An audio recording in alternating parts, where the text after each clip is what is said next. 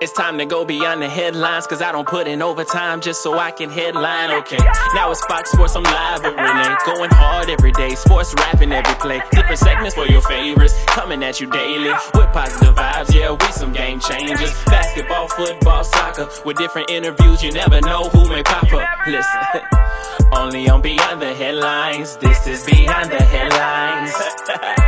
Only on Beyond the Headlines, this is Beyond the Headlines. Only on Beyond the Headlines, this is Beyond the Headlines with Renee Washington. We've got a lot of soccer talk to get into on Beyond the Headlines with Renee Washington here. So joining me from the West Coast, we've got soccer analyst for the News Tribune, that's Andrew Hammond, to talk NWSL and MLS. So Andrew, welcome to the show.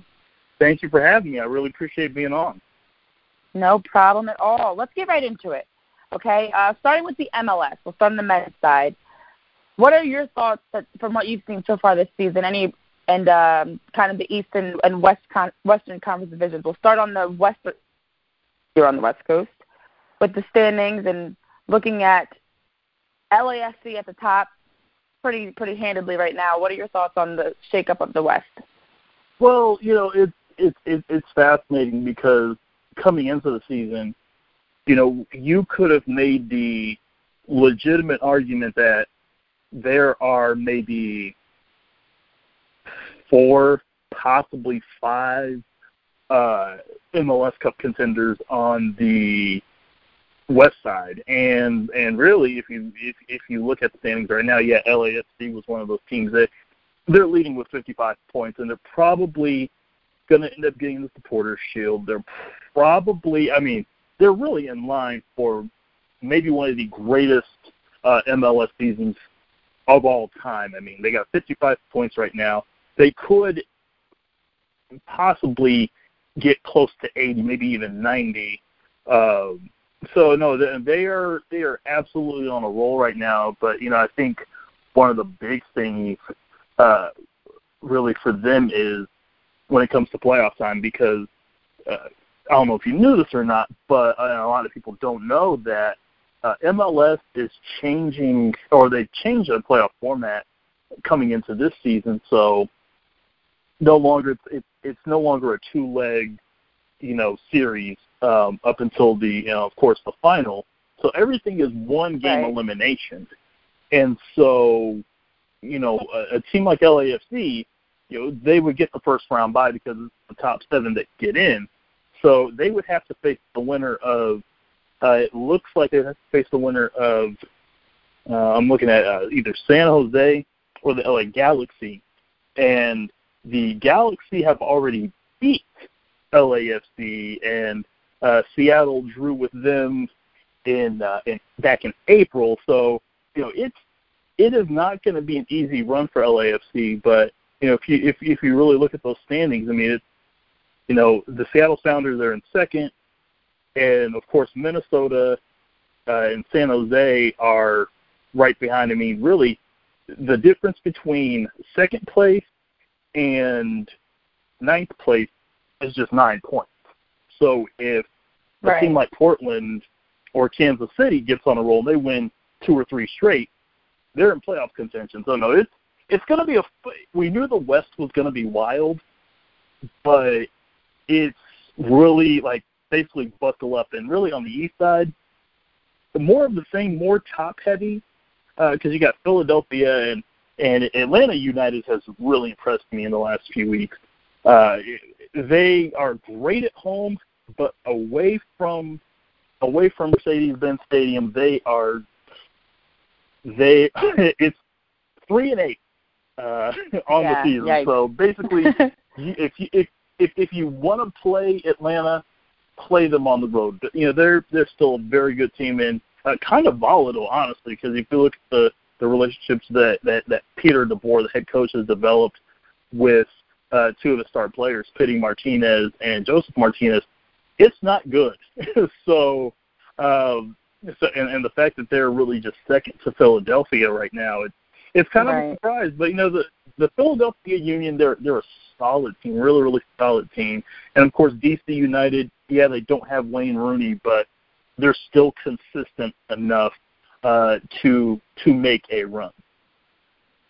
Right. And I think that one of the things that really stands out to me, and it's something that a lot of people may not really understand about the game of soccer, is it's not as easy as the best team always wins. You know, you can honestly beat a team 5-0, back in March if you're LAFC, and then turn around and come playoff time in that single game elimination, even though you might be on paper the team that's expected to win, not win that game. You know, if it comes down to the final minutes, all you need is a bounce one way or another. We've seen that in soccer time and time again. A penalty kick, a weird call that would just change everything. And so that's where the beauty of the game. It's such a long season, and so of course you want to be able to get that home game, especially for a team like Atlanta that we know tends to always have a great crowd. So that playing at home is like an extra, a 12th man for them. But then when you turn around and you have single game eliminations and it's on the line, it does make things a lot tighter. But you bring up the Union. I actually had a chance to go cover a game for the Union, work with the broadcast team. And the Union right now are electric. Everything, for me personally, because I was able to see them up front and closely. I haven't been able to get out to any other games. But to watch how they play and watch the buzz around the Union right now, as you talk about LAFC, but them being at the top of the East, are they a team that you think has a chance of coming out of the East and potentially being a champion? It's August. We've got some ways to go. It's early. But and I look at Philadelphia because I had a chance to watch them play when Seattle went on the road. It's a very good team, a very good team. And one of the things that really impresses me about what this Atlanta team or what this Philadelphia team does is they are very solid up front, and you don't see many mistakes from them. And that's one thing in MLS is it really boils down to, and, as you were saying, it's a one-game playoff, and, kind of going back to the West a little bit, a team like LA, they beat the Sounders 4-1 back in April, and then a week later, they played to a 1-1 draw in Seattle. So, exactly. It's little things like that, and this Philadelphia team, kind of circling back to them, they don't make a lot of mistakes. And if you're going to play in MLS, and, people talk about MLS, and there's not much shade thrown towards MLS anymore because this league is hard to win. And unlike some of the other leagues around the world, especially in soccer, you have a playoff. And, the two-game playoff was difficult, but now it's essentially a one-game playoff, and, that international break is also in the way. So, for some teams, maybe for an Atlanta, maybe for Seattle, maybe for a, LAFC, they're going to start the playoffs with not – I'd say all their players come back, but some of them will already be, already tired from those from that international break just before the playoffs start. So, it's going to be fascinating. And I look at a team like Philly. I think that they do have the capability to go on the road and play at an Atlanta and win, or go on the road and face a DC. But the biggest thing for them is consistency, and mistakes and inconsistency in MLS will have you getting some restless nights of sleep. Yes, very true. I mean, that's part of the game. You need, especially defensively, you need to have a solid defense that's organized, that makes little to no mistakes. And then if one player or something, there's a breakdown, has someone that they can count on to step up to clean that up. And I think that's exactly it with the Union, and just in general with the league, with it being so tight and there being so many games, and and talking about the switch to single game elimination, that is now definitely a factor. So then what are your predictions moving forward? I mean, if all goes forward, of course, injuries happen, things happen. It's still early. But as of It now, is. what you've seen, I guess who would be your top two teams from what you've seen so far this season? I say this now, but the back half of LA's schedule is just very difficult because they've got, they've got Orlando, Minnesota, and San Jose, another good team, and then they have to go to Philly. So, I would right now, LA, and it's hard to play in Atlanta. It's so difficult to play there. It's so difficult to win on the road there. So until somebody actually does it from the East, I'm going to go LAFC and Atlanta United. So I just want to give a chance. I know, but you know how MLS works. So I just want to congratulate Seattle and DC for making the 2019 MLS Cup final, because that's probably what's going to happen since I've jinxed them. I love it. Yeah, we'll see. I mean, we won't hold you to it too much. It is a light prediction, so we won't hold you to it. Let's switch over to the women's side. In the NWSL, not nearly as many teams, so it's structured a lot differently. And the makeup of the league itself is very different, especially this summer with having the Women's World Cup in the middle of this season. And our guest last week, Jen Hoy, who plays for Sky Blue, touched on this briefly in her discussion on the show. It has been a really exciting season for the NWSL with the success of the U.S. Women's National Team. But even as they're on the victory tour now, there still hasn't been – there's been so much change. Even some teams have had coaching changes, like Sky Blue FC come to mind. Some teams have had, their best players haven't been there for weeks at a time, or they're coming back and then going off on the victory tour or whatever it may be. So looking at this season as a whole, how does this all – what is your take on the growth of the game coming off of all the excitement, but also we still just have 9 teams in the NWSL and not 9 strong franchises? Oh, no, not at all. So the NWSL is fascinating because really with the fact that you do have, and unlike the other leagues in the world, unlike the other teams that played the World Cup, every single player on the U.S. Women's National Team plays in this league. So that's 23 players. So 9 teams were missing 23 players for 2.5, almost 3 months. For some teams, almost 3 months. And that's not even accounting for, teams like Australia, teams like England.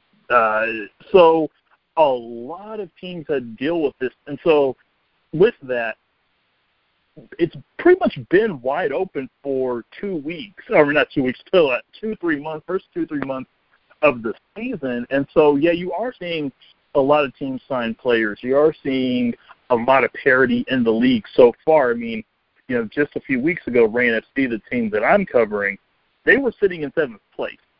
And and so that World Cup bump has given a lot of teams that boost with their World Cup players coming back. And then, for some teams, some of their players have raised their game even before the World Cup. So it's good to see, but at the same time, I got a bone to pick with U.S. soccer, among other things. I wouldn't have scheduled – I know. I wouldn't have scheduled a victory tour in the middle of the season because, it's like scheduling – it's like having the Olympics, having the Summer Olympics in early fall, and then you decide to go on a victory tour, 3 weeks into the NBA season. You aren't doing – especially – with the way the NWSL is operating now, because let's be real, the league is not on solid footing, and so you want those stars there. And while the victory tour is important, I think they could have put it off essentially to put fans, in the seat, Let them watch those players because, man, case in point, Megan Rapinoe. She plays for Reign FC. She has played 0 games for Reign FC because of the post-World Cup coverage and the victory tour, and she's been injured and all, but she's not suited up here in Tacoma, and so you're surviving without that for sure, but she's arguably a top 3, maybe top 5 athlete in America, maybe even on the planet right now, and you aren't having her play for her team because you had this victory tour. So I'll get off my soapbox, but yeah. Well, the it's boat has been interesting picked. you picked that boat. It's funny that you bring that up because if you look at I actually agree with you. Let me just start off by saying that because I love the idea of a victory tour. I think it's exciting. I think fans are looking forward to it. I know personally I still coach youth soccer, and so I have a lot of my players that are that have bought tickets and are planning to go. It's fun, to kind of piggyback off of the excitement of the World Cup and continue the buzz. But on the other hand, it still is in the middle of the season, and I just think because these are international friendlies essentially, that they could have been done at a later time. Now, that being said, if you look, I think the good time to transition into what my next question was, it's like you set me up. The Portland Thorns actually just had a record-selling, most ever, the largest fan base at their game versus the North Carolina Courage. It was over 25,000 people in attendance. And second most out of all women's soccer professional leagues, of course there have been leagues over the years that have come and gone, but the most ever for the NWSL. But what stands out to me the most is if you look at the players that are on the field for those games, you have Tobin Heath, Crystal Dunn, Sam Mewes, Emily Sonnet, Lindsey Horan. I mean, the players that were there are players that fans want to see. Right. So you bring up a great point. I mean, yes, they still have the victory tour and they're going to be gone, but what drives the fans is having the top players there because essentially, much like you mentioned, they're the ones that are selling tickets. This is not even across other leagues. It's the same thing. The NBA, the NFL. If certain players aren't playing, fans aren't as enticed to want to go. But it's even worse with women's soccer. Not everybody can name number 10, 11, 12 on the roster, but they can tell you 1 or 2 of their favorite players that they want to see. So and interesting on that. Yeah, and you made a good point because you talk about how it's not happening in the NBA, or if it does happen in the NBA, fans don't show up. I mean, look at all the term that I feel like the league wants to erase that term, load management, where LeBron won't play a back-to-back, or Kawhi Leonard won't play 2 games in a row, and so fans are like, well, I'm not trying to pay for that. Well, the biggest draw for the NWSL right now is young girls and families, and the fact that you can get 25,000 in Providence Park to watch the Portland Thorns game is fantastic for the league.